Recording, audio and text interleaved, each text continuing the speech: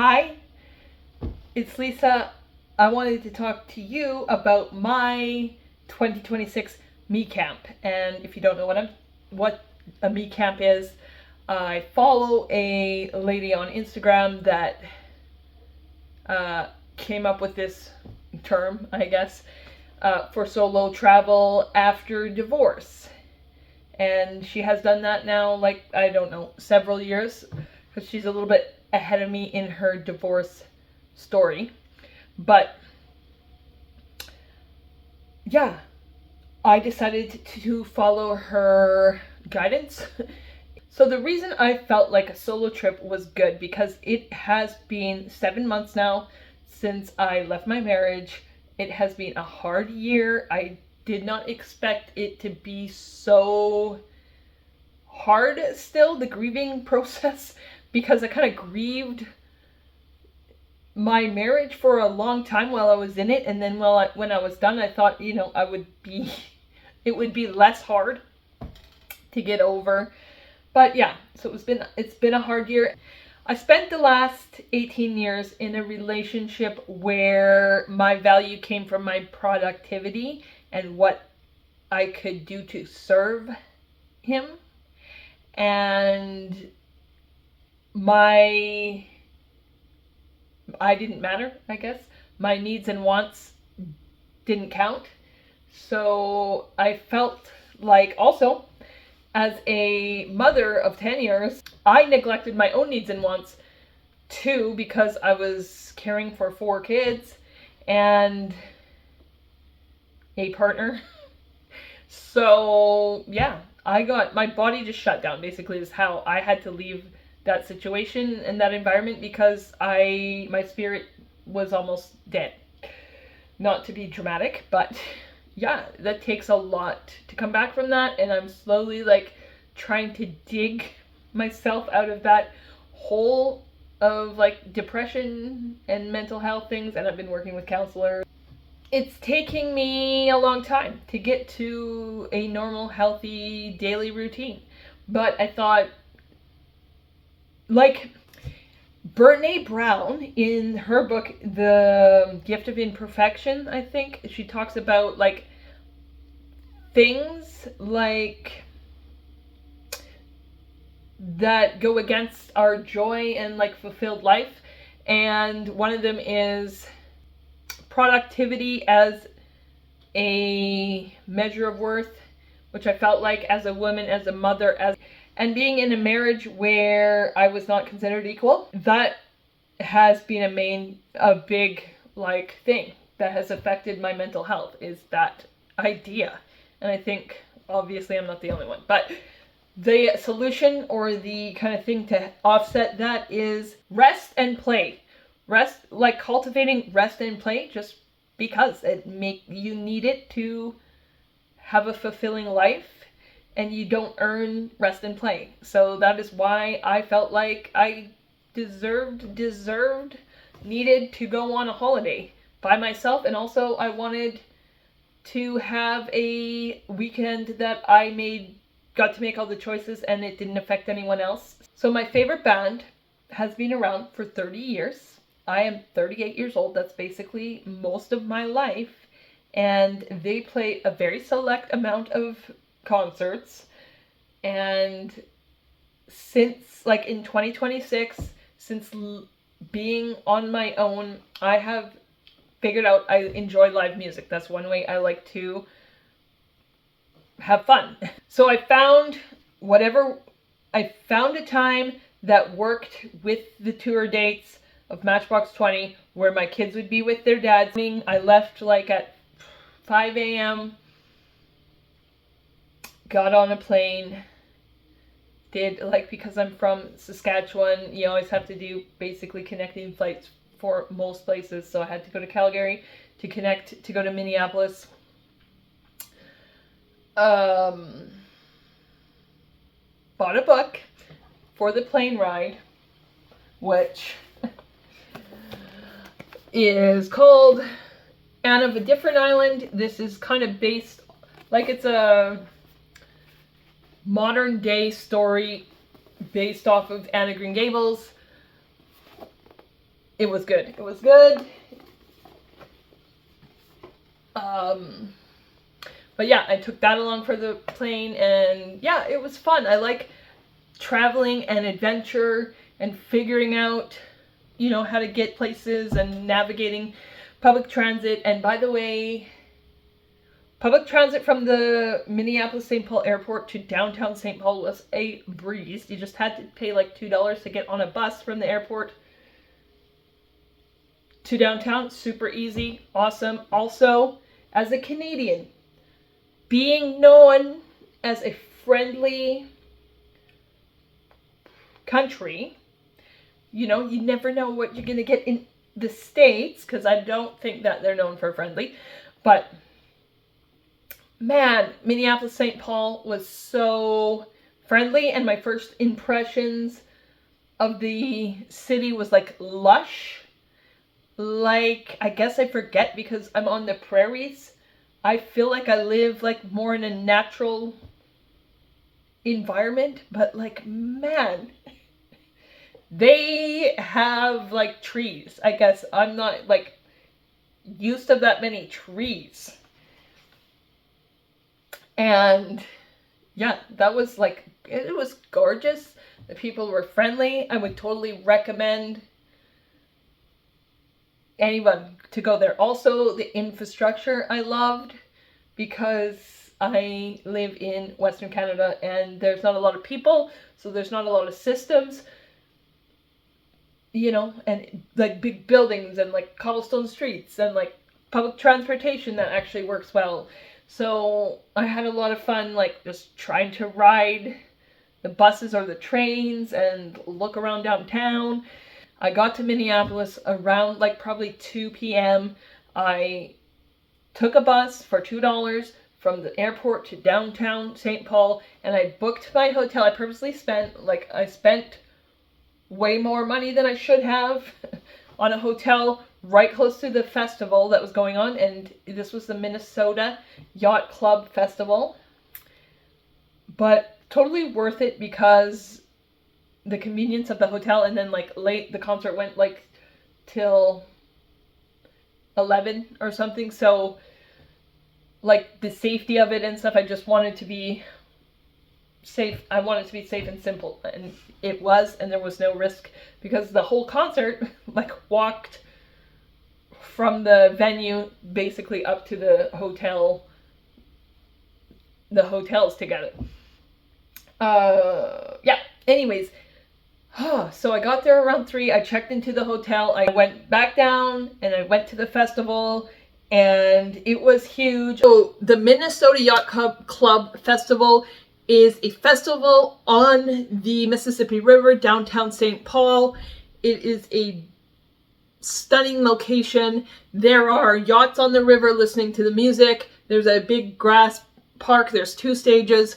So like one band will play, and then after that's over, the next band will play, so there's no like wait time in between, which I thought was pretty clever. Though like I've never, you know, been to a music festival. Maybe that's how it works, not sure.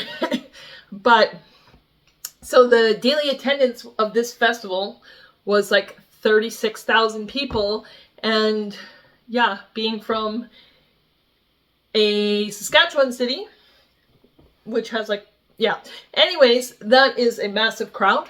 So like, it's impressive for me. I like, yeah, going somewhere where there's like a ton. It's just like interesting, I guess, because it's not what I'm used to. It was fun. I went there. Yeah, I spent the afternoon there. I'm surprised at how many people can like it was a calm environment. I don't think there was anyone too rowdy, but like, holy man, there is alcohol available. Like more than like food venues, there's alcohol.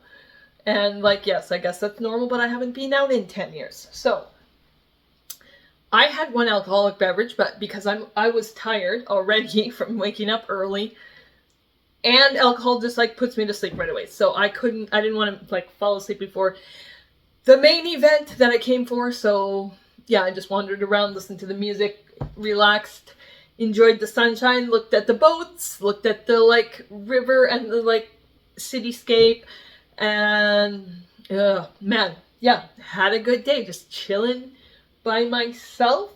And then, of course, Matchbox 20 played, and they said they have been around for 30 years, and they're like happy to be like a nostalgic, someone's nostalgia, I guess is what they said. And like, yeah, I'm 38 years old, so they've been around my, like, most of my life and been my favorite band most of my life. Like, I will play you a few clips if you don't know. I'm sure you have to know, 3 a.m.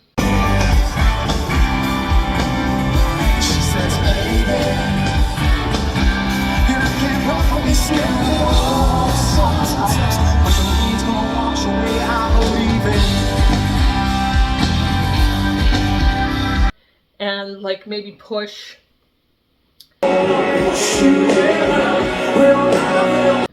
And unwell. I'm not crazy, I'm just a little unwell. I know right now you can't tell. And yeah, there's like, yeah. So for me, I knew like most of the songs. I think 2 of them I wasn't that familiar with, but every other one I could like sing along all the songs, all the words to the songs. So it was beautiful. I cried on the first song just because it was like a dream come true, a bucket list item, and I've been like drowning in responsibility for 10 years, and it was good just to do something for myself. Sorry. Keep it together. It was good to just go do something for myself that I have wanted to do for a long time. And I had the time and I had the money, and I just took the opportunity and went. Yeah, and it didn't disappoint. It was amazing. That ended at like 11 and I was tired. So I went, like, there was a bridge. You had to cross the bridge to get from the like park that's like in the middle of the river to the hotel. And went to bed. But I wanted to stay a little bit longer just to like experience St. Paul.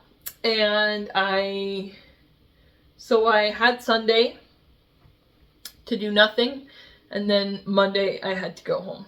So on Sunday I woke up, I had like a beautiful like view of the river. Promised my kids that I would go get them Joyride, which is a candy that some YouTuber from the States makes, but you can't get it in Canada. You can only get it in the States. So I went to go look for a Target, took the transit system, went shopping at Target, which, yay, is kind of fun, because Canada doesn't have Target either. Then I decided to go, like, I had seen St. Paul is known for Peanuts, which is like not the food, but like the comic strip, Charlie Brown, because the creator of that is from St. Paul. So you can go see little like statues of the different characters around. So I found some of those. I just walked around downtown, and then I'll show you some of the pictures I took. Like, I need to get a better selfie game.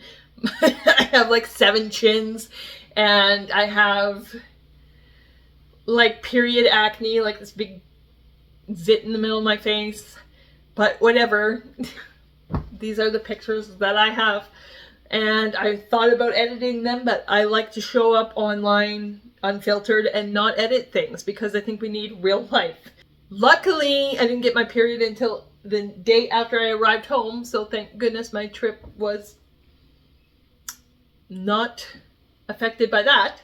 Yes, I looked around downtown at the statues. I looked at the beautiful parks that they have. It's just so nice to walk around downtowns, I think, because they're well groomed and have all the flowers and the plants blooming. And yeah, I did that. And then I walked to the Cathedral of St. Paul, which is a big church that's taller than the Statue of Liberty by like 1 foot or something, but it is pretty impressive. And on my way there, I almost ran into a wild turkey, which I did not realize. And apparently after Googling it, I realized there are wild turkeys in St. Paul that roam around. So if you're wandering around St. Paul, be careful. Anyways, I made it to the cathedral.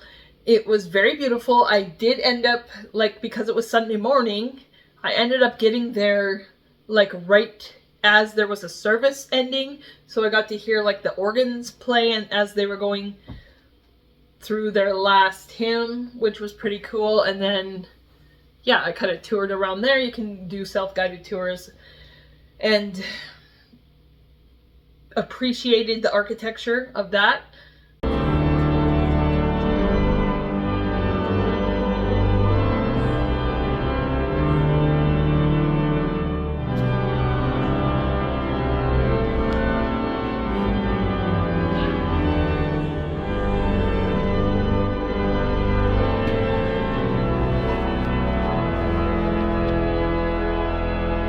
And then after that, I tried to walk back to my hotel, and I was pretty tired by that time because it was like, I don't know, above 30 degrees, and like it's humid there compared to Saskatchewan. Saskatchewan is like a dry climate. So yeah, I was getting pretty tuckered out by the time, so trying to walk back to my hotel, but the Google Maps said to go a certain way through like more of like a city neighborhood, and I wanted to go down by the river. So I was like, hey, what is the difference? I'm just going to go down this path to the river, and then I can walk up the river path back to my hotel. But turns out that was a bad idea because like there is like bluffs along the river, and my hotel was on the top of like the cliff, and I'll show you a picture here or a video. So that added like a ton more walk to my trip there on my walk downtown St. Paul. Then I had to go, 7 blocks over or something and it was getting so hot and I was getting so tired. And then I found like Union Station, which is a train station, but it also connects to like a walking path indoors through downtown, like skywalks. So I went through there a little bit. So that was kind of interesting to do. And I was able to get like a bottle of water at least to help cool down. And I met some people trying to navigate the skywalk, which was nice. And like I said, super friendly people. Yeah. And then I finally got back to my hotel. And I kind of was tuckered out then. So I finished my book Sunday night. So I guess like I paid for the hotel. I might as well use it, right? And I also enjoyed, that was like also a highlight of my trip, is just like chilling in the hotel, reading a book, nobody bothering me. And then I ordered like a cheese and cracker kind of platter for supper with a chocolate cake from the hotel restaurant. Yeah, and just chilled the rest of Sunday. And then on Monday I got up and I wanted to try to take the transit into Minneapolis and then over down to the airport because I just wanted to ride the train a little bit more and just explore. And then on the way to the airport, I found like a little park that had a fountain. So I went and checked that out a little bit, which was also lush and beautiful. And then I got to the airport and I had like a kind of grueling day back to home because I had to do like 2 connections, which I didn't realize when I was booking it that it was a 2 connection flight. So I had to fly from Minneapolis to Regina, which is like 3 hours from home. I could have just drove from there. Like to rent a car was going to cost like $300, so I just kept the original plan and then flew from Regina to Calgary and then Calgary to home. Oh, so that was me camp 2026, and it was totally worth it, I think, and I'm gonna have to try to figure out how to afford to continue to do this annually, I think. Thanks for watching. I am hoping to share a little bit more of my health journey moving forward, because I am starting to do a plan with some help from people, because I can't do it by myself. So I want to share that with you guys.